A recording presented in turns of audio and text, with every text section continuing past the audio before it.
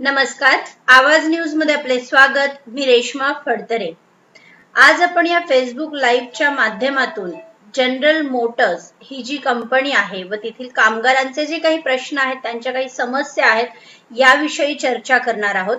General Motors या कंपनीने 1419 कामगारांना नोटीस पाठवली आहे व त्यांना घरी बसण्याची नोटीस पाठवलेली आहे. तर त्या संदर्भात चर्चा करण्यासाठी आज आपल्या बरोबर जनसेवा विकास समितीचे संस्थापक किशोर आवारे आहेत. त्याचबरोबर मानवी हक्क संरक्षण व जागृती समितीचे अध्यक्ष विकास कुचेकर आहेत व संपादक आकाश भोसले. तुम्हा दोघांचंही सर आवाज न्यूज मध्ये खूप खूप स्वागत. जनरल मोटर्स या कंपनीने 17 जानेवारी 2020 रोजी चायनाच्या ग्रेट वॉल मोटर्स या कंपनी बरोबर करार केलाय व या करारान्वये ही कंपनी त्यांनी चायनाच्या कंपनीला विकली आहे. त्यानंतर काही कालानंतर त्यांनी या कंपनीचा क्लोजर ऍप्लिकेशन फाईल केलेला आहे व हे सगळे प्रश्न आज प्रलंबित आहेत. याच्यावरती अजून कुठलाही शासनाकडून निर्णय झालेला नाहीये आणि असं असताना कोविडचं कारण, कोरोनाची पार्श्वभूमी हे कारण पुढे करून ही कंपनी बंद पाडण्यात, या कंपनीतल्या कामगारांना घरी बसण्याची जाहीर एक नोटीस त्यांनी बजावली आहे. तर या संदर्भात इथले स्थानिक लोकप्रतिनिधी यांची भूमिका काय असायला पाहिजे किंवा या कंपनीच्या कामगारांचे जे प्रश्न आहेत यासाठी कोणी काय स्टँड घ्यावा, या संदर्भात जनसेवा विकास समितीचे अध्यक्ष किशोर आवारे तुम्ही थोडंसं मार्गदर्शन करावं की नेमका याच्यामध्ये कोणी काय स्टँड घ्यायला हवा होता किंवा घेता येईल इथून पुढच्या कालखंडामध्ये. सर्वप्रथम मी तळेगाव शहराची पार्श्वभूमी सांगतो. तळेगाव शहरामध्ये national heavy company, eagle company या 2 कंपन्या होत्या. तळेगावचं अर्थकारण सगळ्या कंपन्यांच्या बेसवर चालायचं. म्हणजे जेव्हा इगलचा स्टाफ संपूर्ण तळेगावमध्ये राहिला होता, नॅशनलचा स्टाफ पूर्ण तळेगावमध्ये राहिला होता, अर्थकारण चालायचं. या 2 कंपन्या लागोपाठ बंद पडल्यानंतर तळेगावच्या अर्थकारणाला काही ब्रेक लागला होता. पण नंतर तळेगावमध्ये MIDC आली. MIDC मुळे बाकी सोबतच आली, सगळी लोक आली सगळी. त्यामुळे परत तळेगावचं थोडे फ्लॅटच्या किमती, फ्लॅट MIDC मधल्या येणाऱ्या लोकांना तळेगाव खूप सोयीस्कर आहे, कारण इथून 15-20 मिनिटांमध्ये ते MIDC जाता येतं, इथं कामाला जातात. त्यामुळे इथल्या फ्लॅटच्या किमती, जास्त फ्लॅट विकले गेले तळेगावमध्ये. MIDC मध्ये असणारा प्रत्येक कामगार हा तळेगावमध्ये राहणार आहे. जवळजवळ 50 ते 60% ते तळेगावमध्ये राहतात. सर्वप्रथम जर कंपनी बंद झाली तर आमच्या अर्थकारणाला ब्रेक नसेल. त्यामुळे आम्ही तळेगावकर नागरिक, तळेगावचे राजकारणी, तो कुठल्याही पक्षाचा असो, हा कामगारांच्या बाजूनेच उभा राहायला हवा आणि तो राहील अशी ग्वाही तुम्हाला मी आज सर्वप्रथम देतो. त्या पक्ष हा आम्ही त्यामध्ये ठेवणार नाही आणि कामगारांच्या बाजूने आम्ही 100% उभं राहू. सेकंड थर्ड जे कंपन्यांचे जे विषय झालेत, म्हणजे महाराष्ट्रामध्ये गिरणी कामगारांपासून एक विषय घेतो की गिरणी कामगार, मुंबईमध्ये गिरणी कामगारांचा संघर्ष खूप मोठा झाला होता. गिरणी कामगार हा संघर्ष होत असताना मुंबईमधील मराठी टक्का कमी झाला. तो गिरणी कामगार गिरण्या बंद झाल्यामुळे झाला. त्यानंतर त्या गिरणी कामगारांचे काय हाल झाले, गिरणी कामगार कोकण पट्ट्यातले होते, काही आपल्या पट्ट्यातले होते, ते सर्व निघून गेले. त्यानंतर तिथला मुंबईतला मराठी माणूस कमी होण्याचं सगळ्यात मोठं कारण गिरणी कामगार निघून गेले. गिरणी कामगार निघूनल्यानंतर त्यांच्या कुटुंबावर काय परिस्थिती आली, ती कुटुंबाचं काही मुलं गिरणी कामगारांची गँगवर मध्ये भरडली गेली, काही मुलांची दयनीय अवस्था झाली, काही मुलं वेगळ्या मार्गाला गेली. तशी अवस्था इथं कुठेही कुठल्या आजचे कामगार आहेत, त्यांचं वय 35, 40, 45च्या आसपास त्यांचं वय. म्हणजे त्यांची मुलं आता 4वी 5वी अशी असू शकतात. त्यांना जर आता कामावरून काढलं तर आता ह्या वयात त्यांना दुसरं काम कुठे भेटणार, हा विचार कंपनीने केला पाहिजे. त्यांच्या मुलांचं शिक्षण आहे. किशोरजी, जनरल मोटरचा जो काही मुद्दा आहे, ह्या मुद्द्याला घेऊन किंवा ह्या प्रश्नाला घेऊन आपण बोलूयातच. मात्र गिरणी कामगारांचं जे काही आंदोलन होतं, जी काही चळवळ उभा राहिलेली होती, त्याबाबत सुद्धा जाणून घ्यायला आवडेल. सर, मी स्वतः यातनं गेलेलो आहे. माझे वडील भारत फोर्सला कामगार होते आणि राहायला हडपसर मध्ये होते. भारत फोर्स मध्ये दत्ता सामंत यांची युनियन आली. युनियन आल्यानंतर वडील त्या कामगार युनियनचे अध्यक्ष होते. त्यानंतर 10 ते 12 वर्ष काहीतरी तो संप चालला, भारतपूरचा संप चालला, 10-12 वर्ष वडील घरी होते. त्यामुळं आमची अवस्था जी काय झाली होती, मग आमची आई शेतामध्ये कामाला जायची, शेतात कामाला जाऊन मग गावाकडची काही शेती, आमची अवस्था काय आम्हाला माहिती आहे की काम केल्यानंतर काय अवस्था होती ना, ती मी स्वतः घरातून अनुभवलेली. ही काय कुठं मी पाहिलं गेलेलं नाही. आणि दत्ता सामंत नंतर ते काय मॅनेज झाले, दत्ता सामंत कोण असतील काय मॅनेज झाले, कामगारचे युनियन प्रतिनिधी होते ते तिकडे मॅनेज झाले. मॅनेज झाल्यामुळे काय झालं, आमचे जे 16 कामगार होते, जे मेन जे युनियन म्हणजे कामगारांसाठी लढत होते, तेच बाजूला झाले आणि त्यांना कंपनीने काढून टाकलं, बाकीच्या कामगारांना घेतलं आणि त्या बाकीच्यांना काढून टाकलं. तशी काही अवस्था जनरल मोटर्स मध्ये व्हायला नको. सर्वप्रथम कामगारांनी एकत्र राहायला पाहिजे. त्यांच्यासाठी जर कोण प्रतिनिधी लढत असतील तर उद्या काय त्यांच्याविषयी काय झालं तर सगळे कामगार त्यांच्या मागे उभे राहायला पाहिजे. आणि मी ती अवस्था जवळ होतं. आमचं शिक्षण होतं, आमच्या सगळ्या गोष्टी होत्या. म्हणजे आम्हाला वडील कामाला असताना आम्हाला जो लाड होता, जे प्रेम होतं, जी कपडे घालायला भेटायची, जे बूट भेटायचे, जी चप्पल भेटायची, ते काम केल्यानंतर आम्हाला ते जवळून अनुभवलं सर. त्यामुळे मी व्यथा मांडतोय की बाबा अशी कुठली गोष्ट गेली नाही पाहिजे. आज त्या मुलांचं वय 35-40 ते कामगार असतील त्यांचं वय. इथून पुढे आज पण ही परिस्थिती आहे सर. लॉकडाऊन मध्ये जनरल मोटरचे बरेचसे कामगार आमच्या तळेगावामध्ये राहतात. आता कुणाच्या घरी स्वयंपाक करतात. किशोरजी, आपण जर थोडस भूतकाळात जर गेलो तर आपल्याला दिसतंय की या कामगारांची मुलं जी तारीख दवळलेली होती, तर त्याबाबत सुद्धा प्रकाश टाकावा. जसं आपण सांगताय की आता एकूण जनरल मोटरच्या बाबतीत हे घडू नये, तर ही पार्श्वभूमी, हा इतिहास सुद्धा महत्वाचा आहे. सर गिरणी कामगारांचं, तुम्ही गिरणी कामगारांविषयी बोलताय का? हो, गिरणी कामगारांबद्दल बोलतोय आणि त्याची पुनरावृत्ती होऊ नये असं माझं म्हणणं आहे. तर गिरणी कामगारांचा जेव्हा संप झाला, गिरणी कामगारांमध्ये जे गिरणीचे मिलचे मालक मॅनेज झाले, सरकारी लोकांना मॅनेज झाले आणि त्याच्यामध्ये तो संप मोडून काढला गेला. त्यामध्ये आणि तो गिरणी कामगारांचा संप पण दत्ता सामंत, मला त्यातलं जवळून थोडंसं माहिती आहे कारण दत्ता सामंतच त्या युनियनचे अध्यक्ष होते. आणि आमच्या ज्या भारत पोस्टला वडिलांची युनियन झाली होती त्याला पण दत्ता सामंत होते. म्हणजे आमच्या घरामध्ये दत्ता सामंतच्या नावाने रोजच्या 50 शिव्या असायच्या आईच्या तोंडातून, पाहिलेलं आहे. त्यामुळे त्याविषयी थोडंसं गिरणी कामगारांविषयी वाचलंय. गिरणी कामगार काम केल्यानंतर बरीचशी मुलं गुन्हेगारीकडनं वळलेली गिरणी कामगारांमध्ये. आणि मुंबईमध्ये जे नंतर ते गँगवॉर जे भडकलं, गँगवॉर, त्याच्यामध्ये जवळजवळ 50 ते 60% मुलं गिरणी कामगारांची मुलं होती. 50 ते 60% गिरणी कामगारांची मुलं होती. नंतर त्यांच्याविषयी काय झालं, काय नाही झालं, वाईट वाईट गोष्टी घडल्यात खूप गिरणी कामगारांविषयी. किशोरजी, थोडस थांबून आपल्याला ज्या काही प्रतिक्रिया येत आहेत त्याच्यामध्ये मिलिंद परब जे आहेत ते म्हणतायत जनरल मोटर्स कामगार संघटना कामगारांसाठी लढा देत आहेत, पण कोणीच राजकारणी यात संघटनेला मदत करण्यासाठी कामगारांच्या बाजूने उभं राहत नाही. आपण स्थानिक आहात, सामाजिक कार्यकर्ते आहात, याकडे कसं बघताय? खरं सांगू का, लढा द्यायचा असेल ना तर लढायला पण नेता लागत नाही. ते जर सगळे एकत्र असतील ना ते एकत्र लढा देऊ शकतात. ते गरज नसती, कुणाला नेता व्हायची गरज नसती, नेत्याची गरज पण नसती. आपण सगळे मग वाट कशाची बघतोय आता? आम्ही कामगारांनी सगळे एकत्र, आम्ही तळेगावकर ना सगळे त्यांच्या बरोबर उभं राहू. कारण हे अर्थचक्र आमचं पण त्याच्यावर चालणार आहे. 100% तळेगावकर आम्ही त्यांच्या बरोबर राहू. नेता म्हणजे काय की जायचं कुणाकडे तरी बसायचं, उभं राहायचं. कामगारांनी सगळे एकत्र राहावं. कामगार सगळे एकत्र असतील, आम्ही 100% त्यांच्या बरोबर सगळे उभे राहू आणि कुठलाही पक्षभेद न ठेवता तळेगावकर एकत्र राहू. आम्ही त्यांना ग्वाही देतो की आम्ही सगळे तळेगावकर त्यांच्या बरोबर आहोत.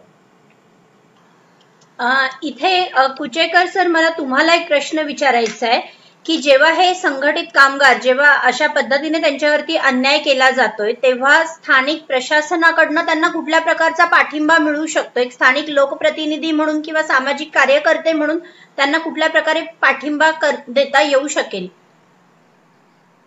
आपण जो विचारलेला प्रश्न आहे, या प्रश्नाकडे येण्याच्या अगोदर जसं सरांनी सांगितलं की कामगारांचा लढा हा अतिशय पूर्वीपासूनचा आहे.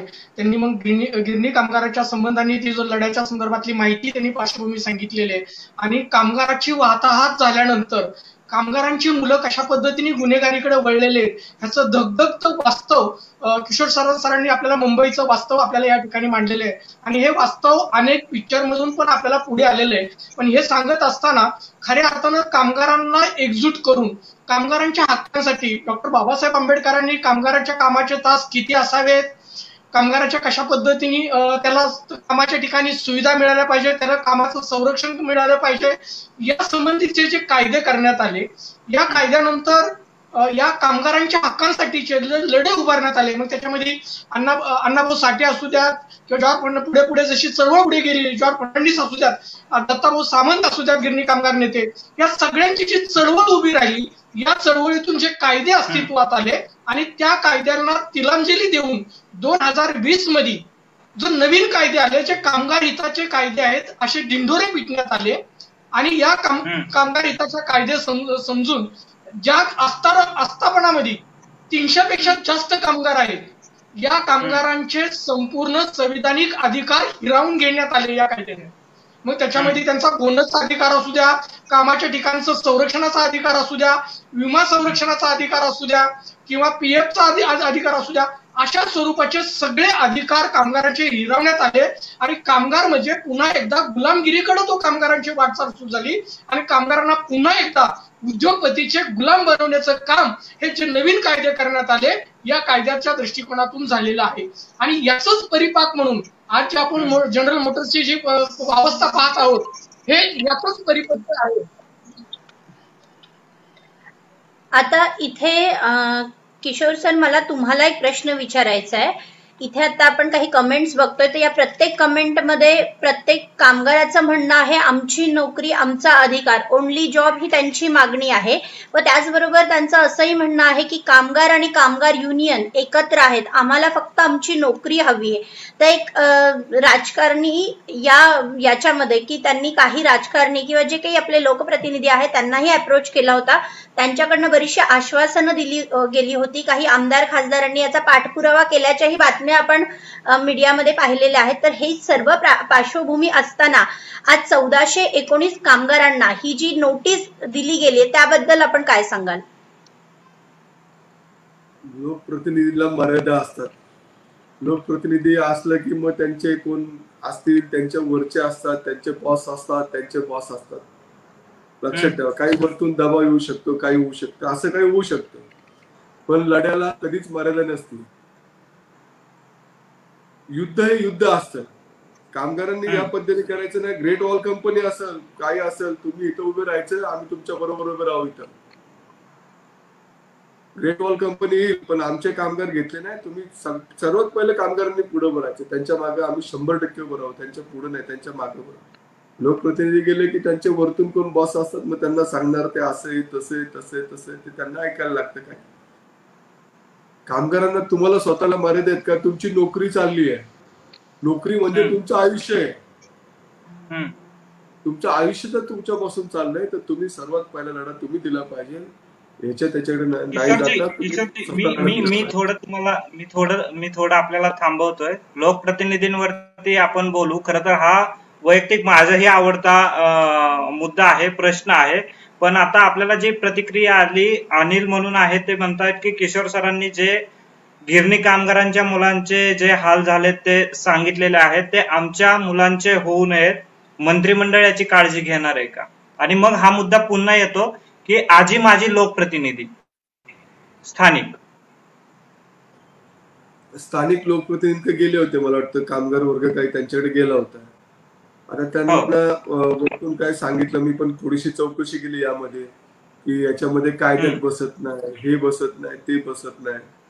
आणि कामगारांचं कसं असतं, आता समजा कंपनी वकील मोठमोठ्या कोर्टामध्ये सगळे कंपन्यांचं सगळं सेटलमेंट चालते, हे स्पष्ट शब्दात आरोप करतो असं. मग कामगारांनी स्वतःला असा लढा नाही, रस्त्यावरचा लढा दिला पाहिजे. मला हेच वाटतं की सर्व कामगार एकत्र झाले पाहिजे आणि हा लढा कोर्टात कायदेशीर पण लढलं पाहिजे, रस्त्यावरचा पण लढा दिला पाहिजे. दोन्ही लढे आपण देऊन त्या कामगारांबरोबर आम्ही तळेगावकर म्हणून सगळे 100% त्यांच्या बरोबर.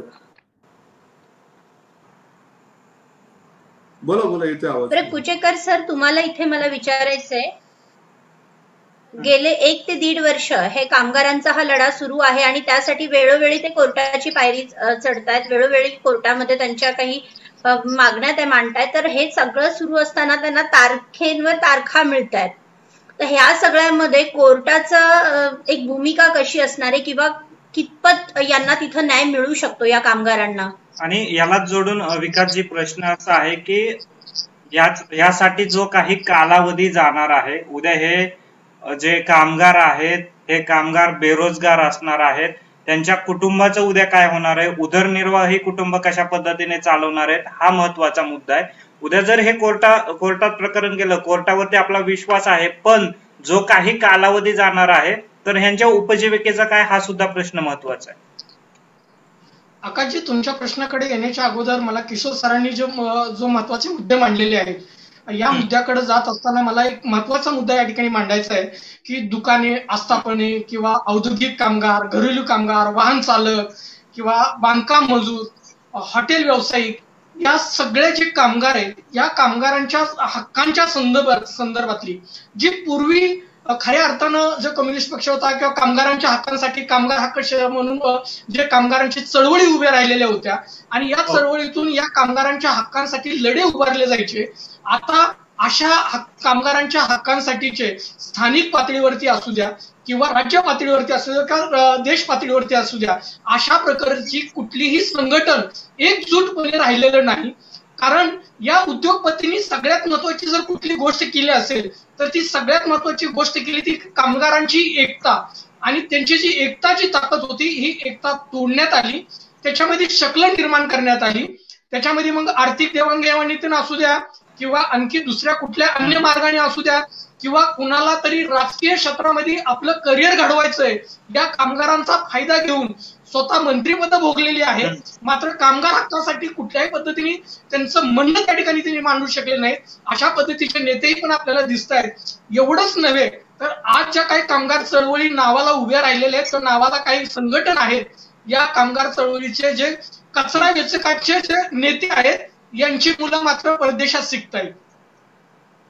अशी परिस्थिती आजच्या या कामगार चळवळीची आहे आणि या कामगार चळवळीच्या अशा परिस्थितीत अडकलेला हा कामगार खऱ्या अर्थानं आपल्याला आपलं स्वतःचं जीवन जगण्यासाठीचा आज जो संघर्ष करतोय, हे संघर्ष करत असताना आज जे कायदे अस्तित्वात आलेले या कायद्यांनी त्याचं संपूर्ण कंबरड मोडलेलं आहे. आणि म्हणून रेश्मा मॅडमनी जो प्रश्न उपस्थित केलेला आहे की मेहरबान न्यायालयातून या अन्यायाच्या संदर्भात हे सर्व कामगार आपल्या न्याय हक्कासाठी न्यायालयाचे मायबाप न्यायालयाकडे त्याची दाद मागत आहेत आणि हेच आता शेवटचं त्यांचं न्यायाचं ठिकाण आहे. आणि माननीय न्यायालय या कामगारांचा कुटुंबाचा संसार वाचवेल आणि खऱ्या अर्थानं त्यांचं त्या कुटुंबाचं जीवन जगण्याचा अधिकार त्यांच्यापासून हिरावणार नाही, एवढी काळजी घेऊन त्यांना योग्य तो न्याय देईल एवढाच आपण अपेक्षा करू शकतो. आणि न्यायालय ते नक्की करेल, कारण आज काही जरी झालं तरी एकमेव स्थिती आहे की आपण न्यायालया व्यतिरिक्त दुसरे कुठेही आपण न्याय मागू शकत नाही.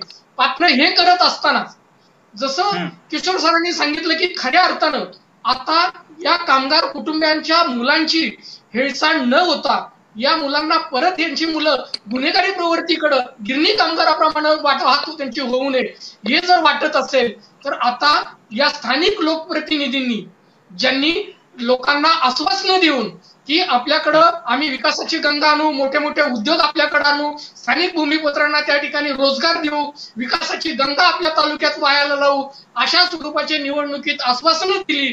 आणि जे उद्योग त्या ठिकाणी आहेत, जे तिथं पालन पोषण त्या खऱ्या अर्थानं तालुक्याची ओळख निर्माण झालेली आहे, ह्या उद्योगातून तो कामगारच आता हद्दपार होत असताना या स्थानिक सर्वच लोकप्रतिनिधींनी, मग ते सत्ताधारी असू दे विरोधक असू दे, या सगळ्यांनी आता एकत्र होऊन या कामगाराच्या पाठीमागं एक शक्ती उभा केली पाहिजे, तरच खऱ्या अर्थानं त्यांना न्याय मिळेल. अन्यथा हे कामगार विकासजी मी येतो आपल्याकडे.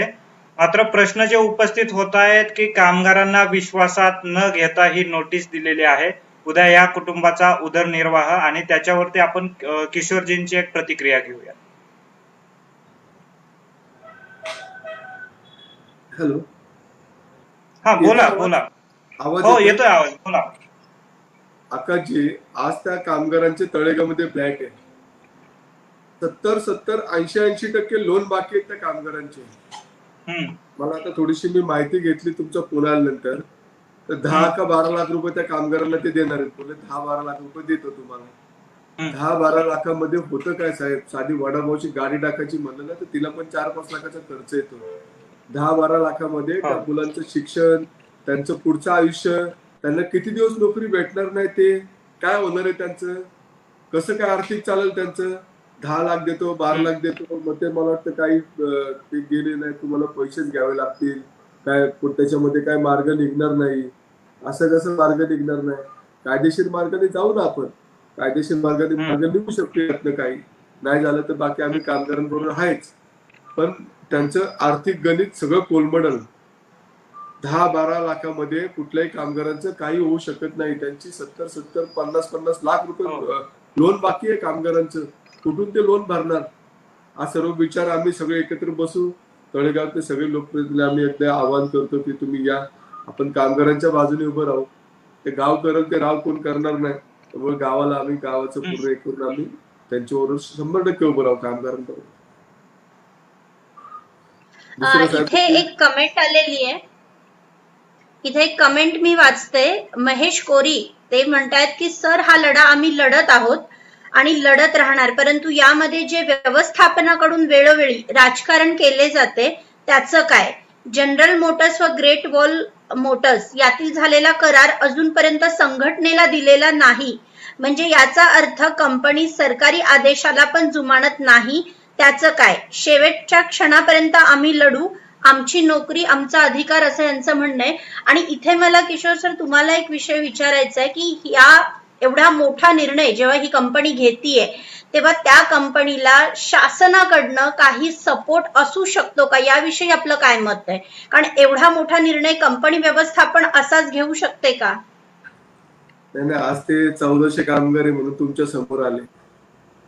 1400 कामगार आहेत ते म्हणून तुमच्या समोर आले. काय एमआयडीसी मध्ये परिस्थिती आहे तुम्हाला माहिती आहे का?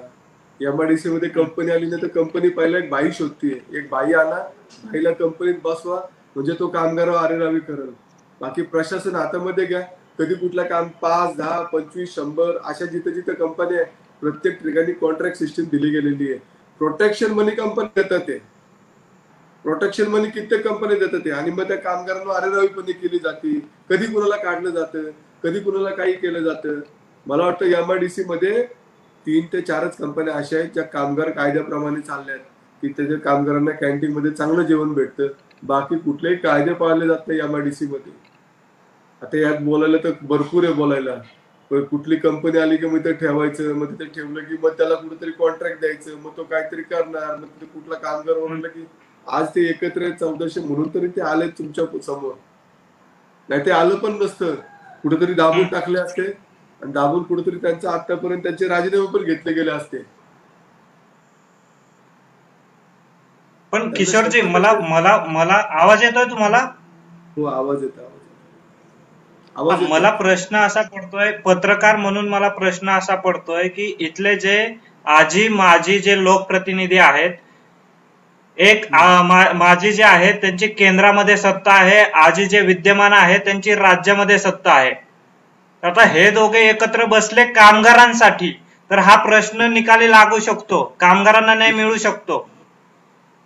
ठीक आहे ना, आम्ही बोलू ना, आम्ही गाव म्हणून दोघांशी बोलू, आम्ही दोघांशी बोलण्याचा प्रयत्न करू. किंवा तुम्ही सगळे एकत्र बसले पाहिजे, त्यांच्या पक्षाशी बोलू, त्यांच्याशी नाही, त्यांच्या पक्षाशी बोलू की आपण सर्व पक्ष एकत्र होऊन आपण सगळे एकत्र आले पाहिजे आणि एकत्र या कामगारांसाठी एकत्र उभे राहिले पाहिजे तळेगावकर म्हणून. कारण ते कामगार जवळजवळ आमच्या इथे राहतात, आमच्या मतदार यादीमध्ये नाव आहे, ते मतदान करतात, म्हणजे ते तळेगावकरच आहेत. त्यांच्यासाठी उभं राहणं आमचं कर्तव्य आहे. आम्ही तळेगावकर आम्ही त्यांच्या बरोबर उभं राहू. आम्ही बोलण्याचा प्रयत्न करतो दोघांशी. आता इथे मला एक महत्वाचा मुद्दा मांडायचा आहे. किशोर सर तुम्ही मगाशी सांगितलं की गिरणी कामगारांच्या प्रश्नानंतर मराठी माणूस मुंबईतनं हद्दपार झाला, तर इथे आपण पाहिलं तर इथे प्रामुख्याने म्हणजे महाराष्ट्रातल्या कानाकोपऱ्यातनं हे कामगार वर्ग इथं आलेला आहे आणि त्यांनी तळेगावात काही सदनिका घरं घेतलेली आहेत, ते इथले स्थानिक रहिवासी झालेले आहेत. तर मला असं वाटतं की त्यांचे वोटर आयडी जर इथले आहेत तर इथल्या लोकप्रतिनिधींनी त्यांच्या पाठीशी उभं राहणं हे त्यांचं कर्तव्य नाहीये का? नक्कीच उभं राहिलं पाहिजे, नक्कीच उभं राहिलं पाहिजे. पण भूमिका दिसत नाहीयेत किशोरजी, भूमिका दिसत नाहीयेत. म्हणजे पंढरपूरची पोटनिवडणूक आहे तर तासाच्या घडामोडी आम्हाला दिसत होत्या सोशल मीडियावरती, किंवा इथल्या भूमिपूजनाचे जे काही कार्यक्रम आहेत, जो एकूणच मावळच्या जनतेसाठी निधी आलेला आहे त्यासाठीची भूमिपूजन आम्हाला दिसत आहेत. पण आता हा कामगारांचा विषय, यांची कुटुंब उघड्यावरती पडणार आहेत ह्या कामगारांची, तर आता भूमिका दिसत नाहीयेत. मी काय बोलू, तुम्हाला काय वाटतं मी काय बोलू भूमिकेविषयी? सामाजिक कार्यकर्ते म्हणून आपली भूमिका महत्वाची आहे.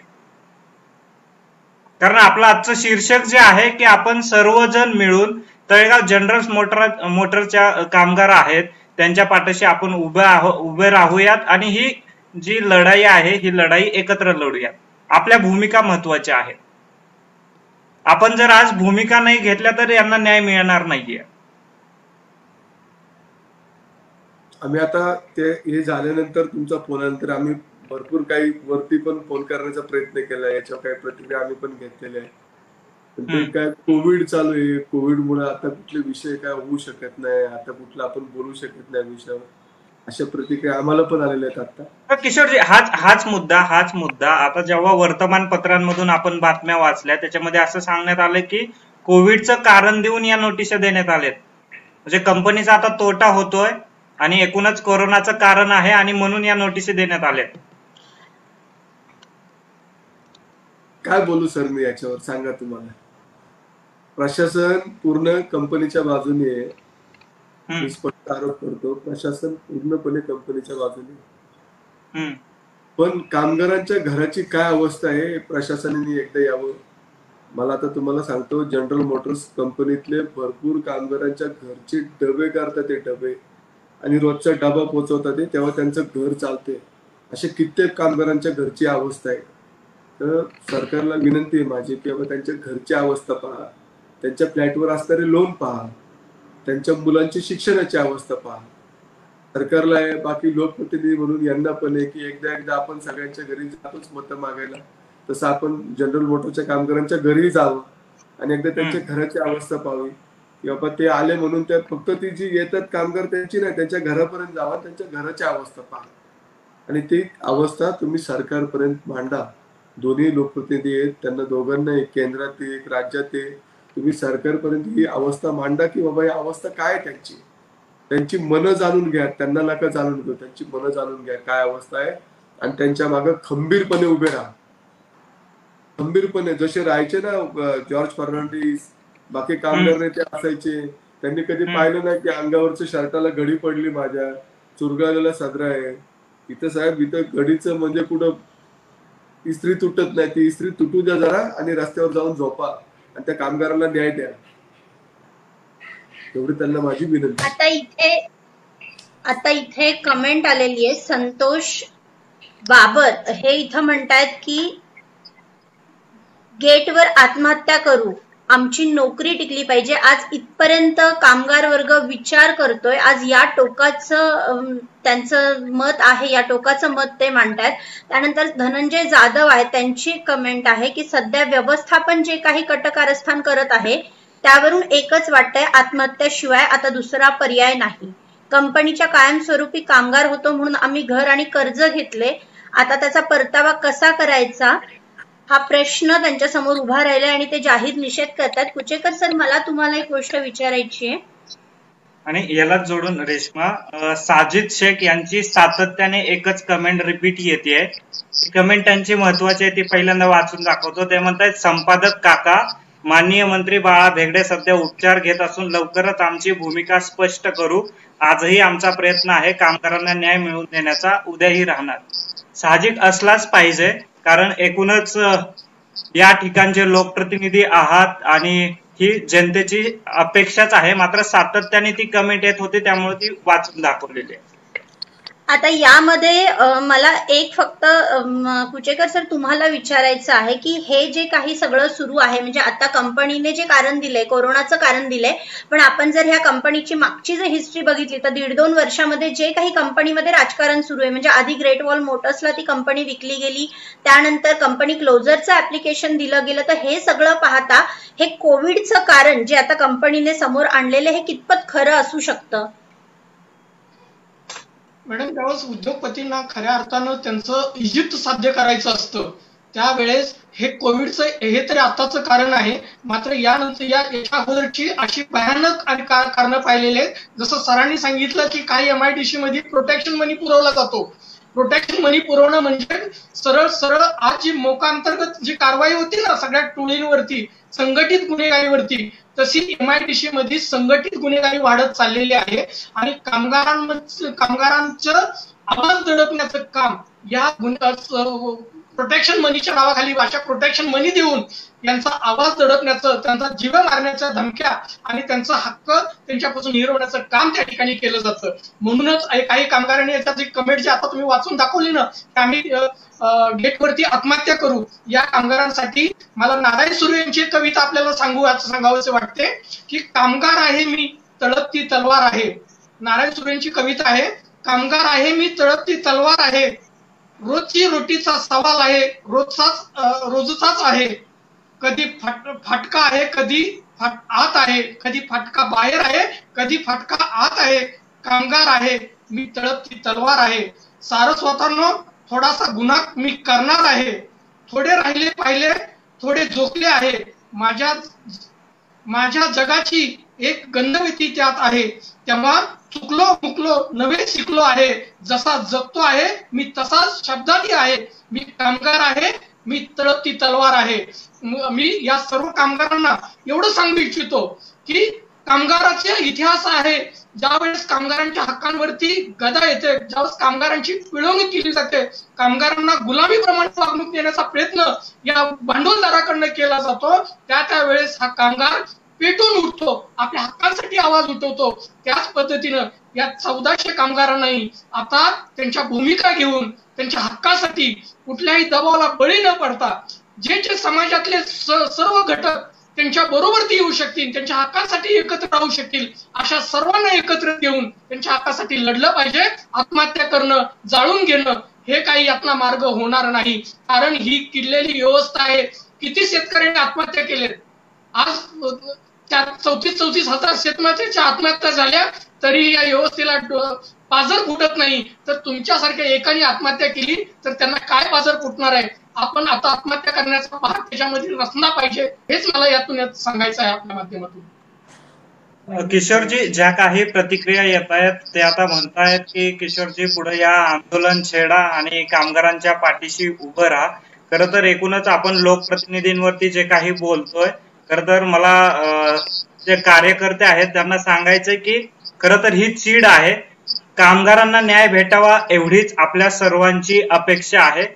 खरं तर त्यांच्या कुटुंबाचा उदरनिर्वाह याची आपल्याला चिंता आहे आणि म्हणून आपण लोकप्रतिनिधी आजी माजी करतोय किंवा वेगळा काही आपला दृष्टिकोन नाहीये, पण त्यांचे जे संसार आहेत हे संसार उघड्यावर पडू नयेत हीच अपेक्षा आहे. खरं तर आता आपण चर्चेच्या शेवटाकडे जाताना किशोरजी काय सांगाल? आत्महत्या हा याच्यावर पर्याय असू शकत नाही. आत्महत्या तुम्ही करसाल, तुमच्या नंतर तुमची 2 मुलं, तुमची बायको, तुमचे आई वडील यांनी तुम्हाला जन्म आत्महत्या करण्यासाठी घातलाय का? आत्महत्या 100% पर्याय असू शकत नाही. बायका पोरं घेऊन बसू आपण कंपनीच्या गेटवर, तुमचं काम केलं म्हणजे तुम्ही एकट्याचं काम जाणार नाही, घरातलं सगळं कुटुंब उद्ध्वस्त होणार आहे आणि तुमच्या बरोबर सगळे लोकप्रतिनिधी राहतील एवढी अपेक्षा मी नक्की तुम्हाला सांगतो. तळेगाव शहर पूर्णपणे कामगारांच्या बरोबर राहील. ते 1400 कामगार नाही, ज्या दिवशी ते 1400 कामगार इथं बसतील ना, तर 20,000 तळेगावकर तुमच्या बरोबर तिथं असतील, ही ग्वाही मी तुम्हाला कामगारांना 100% देतो. तळेगावकर नागरिक सगळे, दुकानवाला असू, आमचा भाजीवाला असू, आमचा रिक्षावाला असू, आमचे व्यापारी असू, सगळी मंडळी त्या कामगारांबरोबर राहतील एवढी नक्की ग्वाही देतो. तुम्ही एकटे नाहीत, आम्ही सगळे तळेगाव शहर तुमच्या बरोबर. आता आपण या आत्महत्या हा विषय, आत्महत्या करणं हा पण गुन्हा आहे. आत्महत्या करणं तर सोडा, आत्महत्याचा विचार मला आणणं हा पण गुन्हा आहे. तुम्ही आत्महत्या करून जासाल, पण त्यानंतर तुमच्या कुटुंबाची, आज मी समाजामध्ये फिरताना पाहतो, कोणी आज कोविडमध्ये बरीच लोक गेली, त्यानंतर त्यांच्या घरच्यांची अवस्था काय झालेली. त्यामुळे आत्महत्या विषय नाहीये, कुठेही नाही गेली बाबा असला विषय पण डोक्यामध्ये आणू नका की आत्महत्या करू. आता इथे काही कामगारांचं असंही म्हणणं आहे की कुचेकर साहेब, तुमचं म्हणणं बरोबर आहे की आत्महत्या करणं पाप आहे, पण कंपनी आम्हाला तसं करायला भाग पडते. तर मी इथे जे कोणी आपल्याशी जोडून राहिले त्या सगळ्यांना एक आपल्या आवाज न्यूजच्या माध्यमातून आश्वासन देते की आज आपण ही चर्चा इथे घडून आणली. याच्यामध्ये जे सामाजिक कार्यकर्ते आहेत किशोर आवारे, त्याचबरोबर विकास कुचेकर, मानवी हक्क संरक्षण व जागृती समितीचे अध्यक्ष, यांच्याशी आपण चर्चा केलेली आहोत. आणि वेळोवेळी या कामगारांचा आवाज म्हणून आवाज न्यूज चॅनल त्यांच्या पाठीशी उभं राहणार आहे. आणि किशोर आवारेंनी इथे सांगितलेले की संपूर्ण तळेगाव शहर इथले सर्व सामाजिक आणि राजकीय लोक जेवढे एकत्र येऊन तुमच्या पाठीशी उभं राहता येईल तेवढे राहणार आहेत. आत्महत्या हा पर्याय नाही. तुम्ही जे 1400-1500 कामगार आहात इंटू 4, तुमची फॅमिली धरून 5000 पेक्षा जास्त लोकांचा हा प्रश्न आहे. आणि आवाज न्यूज या लढ्यामध्ये तुमच्या बरोबर आहे. तसंच किशोर आवारे हे तुमच्या बरोबर असणार आहेत. मानवी हक्क संरक्षण व जागृती समितीचे अध्यक्ष विकास कुचेकर हे सुद्धा आपल्या बरोबर या लढ्यामध्ये जोडले जाणार आहेत. सर, तुम्हाला काही बोलायचं होतं का विकास सर? हो, मला हा मुद्दा मांडायचा आहे की आता पुढच्या 10-15 दिवसामध्ये आपण 1 मेला जागतिक कामगार दिन साजरा करणार आहोत. आणि या जागतिक कामगार दिन साजरा करत असताना मला असं वाटतं की पुण्यामधल्या ज्या सगळ्या कामगार चळवळी आहेत, कामगार नेते आहेत, या कामगार नेत्यांनी, मग सगळ्या छोट्या छोट्या ज्या कंपनीमध्ये सगळे संपूर्ण कामगार नेते आहेत, या सर्व कामगार नेत्यांनी जागतिक कामगार दिन साजरा करत असताना या कामगार दिनाच्या पार्श्वभूमीवरती, कामगार दिन आता साजरा करायला अगदी 10-15 दिवसावरती आपण येऊन ठेपलेलो आहोत. आणि या कामगार दिन साजरा करत असताना अशा पद्धतीने कामगारांच्या मूलभूत हक्कांचं उल्लंघन करत, त्यांना कुठलीही पूर्वकल्पना न देता मनमानी पद्धतीनं भांडवलशाहीचा हुकुमशहा म्हणून ज्या पद्धतीने त्यांना एका दिवसात तुम्ही उद्यापासून कोविडचं कारण आहे, तुम्हाला काम मिळणार नाही, कामावरनं घरी बसा, अशा पद्धतीचा मनमानी कारभार जो केलेला आहे, या अन्यायाच्या विरोधात या 1400 कामगारांच्या पाठीमागं या कामगार दिनानिमित्त का होईना साजरा करत असताना सर्व कामगार बंधूंनी, तिथल्या स्थानिक लोकप्रतिनिधींनी, सर्वांनी मिळून, सामाजिक कार्यकर्त्यांनी मिळून या हक्कांसाठीचा आवाज उठवला पाहिजे. कारण हे 1400 कामगार नाही तर 14,000 लोक त्याच्याकडे, त्या 14,000 लोक आहेत, त्याच्या कुटुंबीय आहेत, या दृष्टिकोनातून बघावा. त्यांच्या जीवन मरणाचा, त्यांच्या उपजीविकेचा, त्यांचा जीवन जगण्याचा अधिकाराचं या ठिकाणचं हनन होणार आहे. या दृष्टिकोनातून संवेदनशील त्यांच्याकडे बघावं. मायबाप सरकारला पण हीच विनंती आहे की ज्या पद्धतीनं आता भांडवलदार ज्या आपल्या कामगारांना नवीन कायद्याप्रमाणे त्यांना जे अमर्याद अधिकार दिलेले आहेत, कुणालाही कुठल्याही पद्धतीने कामावरनं काढू शकतात, कुणालाही कामावरनं ठेवू शकतात, याचा आता पुनर्विचार एकदा करा. आणि अशा पद्धतीने जर परत चाललो तर हा परत एकदा कामगार हा गुलामगिरीकडे चाललेला आहे. आणि परत एकदा कामगाराला गुलाम बनवण्याचं षडयंत्र जर थोपवायचं असेल तर मला असं वाटतं की सर्वांनी मिळून या 1 मे कामगार दिनानिमित्त या संबंधाने आवाज उठवावा. एवढीच या ठिकाणची आवाज न्यूजच्या माध्यमातून मी सर्व प्रेक्षकांना आवाहन करतो. इथे ऋषिकेश हिरवेकर म्हणून त्यांचं इथे कमेंट आहे की 1 मेला तळेगाव MIDC मध्ये निदर्शन होणारच. आणि या निदर्शनाचं मला वाटतंय नेतृत्व किशोर आवारे सर, एक सामाजिक कार्यकर्ते म्हणून आपण याच्यामध्ये थोडंसं लक्ष घालावं आणि या कामगारांच्या न्यायासाठी आणि हक्कासाठी. म्हणजे एकूणच इथले जे काही लोकप्रतिनिधी असतील, किशोरजी आपण असाल, सर्वांनी एकत्र येऊन मला असं वाटतं की या कामगारांच्या पाठीशी आपण ठामपणे उभा राहायला हवं. 2 मिनिटं मी बोलतो याच्यावर. नेतृत्व कोणी करावं?